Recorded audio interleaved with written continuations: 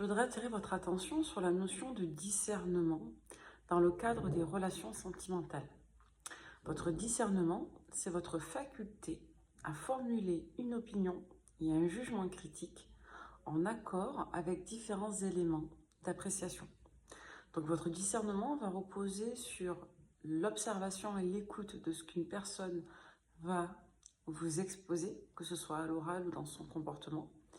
Il y a la notion de critique intérieure à prendre en considération. Et quand je parle de critique, je parle du fait de formuler une opinion orientée. Donc la critique, elle peut être positive, constructive, comme elle peut être malveillante et négative. Donc la critique, c'est un terme neutre et générique. C'est juste la description d'une démarche qui vise à formuler une opinion dirigée et construite vis-à-vis d'un sujet ou d'un objet.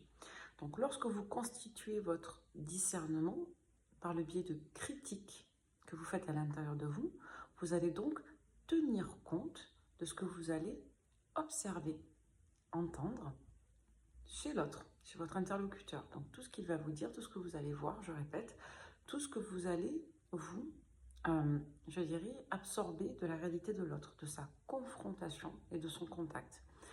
Ensuite, vous avez d'autres éléments critiques qui sont inhérents à votre personne. Donc on a défini ce qu'était le mot critique.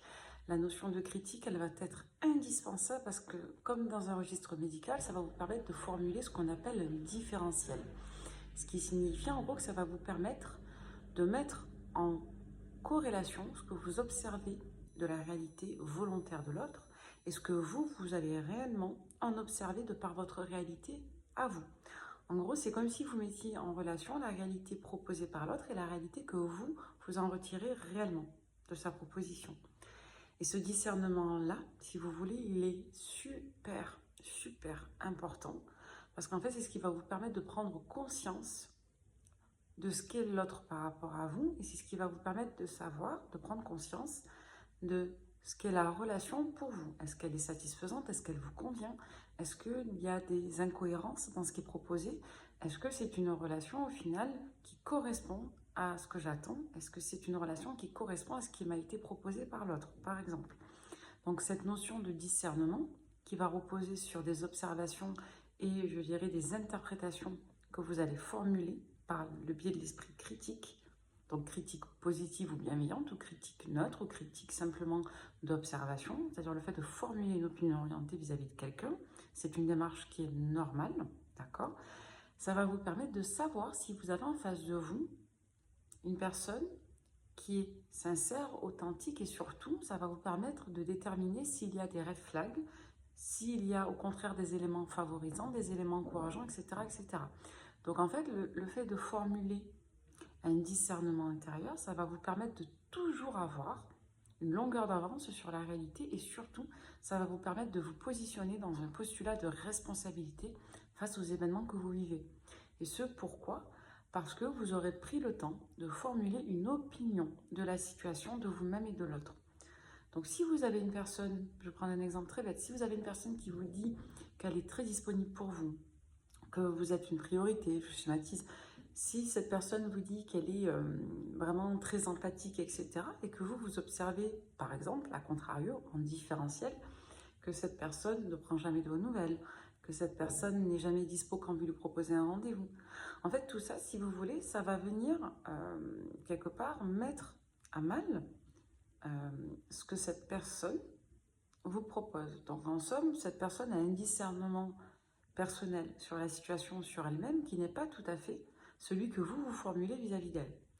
Et ce discernement, c'est ce qui va vous permettre à vous de prendre de la hauteur à chaque étape de la relation ou à chaque fois que vous ressentirez un malaise. Ce matin, en consultation, donc moi vous savez que je suis médium et que je suis thérapeute, donc souvent mes shorts sont issus de ce que je vois au jour le jour en consultation, en accompagnement ou en atelier. Donc si vous voulez, ce que j'ai vu par exemple ce matin, c'est une dame qui me dit oui, il me propose ça, il me propose ça, il me propose ça, et moi je veux ça, je veux ça, je veux ça. Et au milieu, si vous voulez, entre ce que la personne propose, dit, montre, expose, demande, suggère, exige, et ce que cette même personne, donc ma cliente, elle, souhaite, exige, propose, etc. En fait, si vous voulez, entre l'autre et elle, en fait, il y avait un fossé. Ce fossé, si vous voulez, elle n'a pas réussi forcément à l'identifier ou à en être réellement maîtresse parce qu'elle n'arrivait pas à formuler de discernement. Et quand je lui demandais, mais vous, qu'est-ce que vous en pensez? Elle me répondait, ben, moi je pense que ça vaut le coup parce que lui me dit que. Et à chaque fois que je lui demandais de formuler une opinion sur elle ou sur la situation par rapport à l'autre personne, elle me répéter tout ce que l'autre personne lui disait et ce qui avait été préalablement promis au démarrage de la relation. Quand vous êtes dans une situation, on parle beaucoup de relations toxiques et de dépendance affective, d'accord?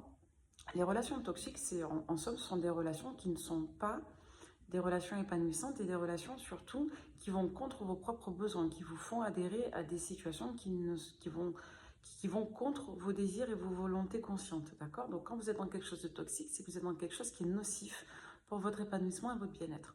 Quand vous êtes dans de la dépendance affective, vous êtes dans une notion de surdemande vis-à-vis de la réalité de ce que vous pouvez observer et vis-à-vis surtout de la réalité que vous pouvez apprécier.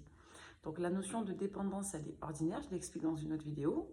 Vous pensez à votre ami, la personne vous manque, vous avez envie d'un texto dans la journée, c'est de la dépendance ordinaire. C'est-à-dire que vous avez besoin que l'autre vous témoigne de l'affection. Donc ça, c'est une dépendance ordinaire et plus ou moins saine, qui est en lien avec le besoin de l'expression et le besoin de communication avec l'autre. D'accord? Quand vous êtes dans la formulation de besoins qui dépassent la réalité possible et proposée, là, vous êtes clairement dans le cadre d'une situation où votre discernement est mis à mal. Pourquoi? Parce que la formulation d'une critique, donc c'est-à-dire d'une opinion formulée de la réalité, ne vous permet pas de générer en vous des prises de position. Donc il faut savoir en premier lieu si votre démarche de discernement est valable. Est-ce que vous la faites? Est-ce que vous la faites suffisamment? Est-ce que vous êtes lucide? Et surtout, est-ce que votre regard repose bien sur vos propres leviers et non pas uniquement sur les leviers de l'autre? Donc ça, c'est super important. Donc votre discernement, est-ce que vous vous posez des bonnes questions? Est-ce que vous prenez le temps de relativiser la situation, de ne pas uniquement vous fier à ce que l'autre montre, dit ou propose, et pas uniquement ce que l'autre vous fait ressentir. Donc il y a vraiment cette notion-là d'être un petit peu l'arbitre de la situation, de vous mettre en retrait, d'analyser les choses de manière objective, mais sous le prisme, et ça devient subjectif, de vos propres besoins. Donc en somme, d'un point de vue factuel, est-ce que c'est équitable? Est-ce que la personne est présente à minima? Est-ce que la personne à minima est dans une démarche, par exemple, équitable de partage de temps, partage de loisirs? Est-ce que la personne vous écoute autant que vous l'écoutez? Voilà. Après, les relations parfaitement symétriques n'existent pas, ça dépend de chaque relation. Par contre, il y a certains, je dirais, red flags qu'il faut savoir observer et ensuite adapter à votre situation.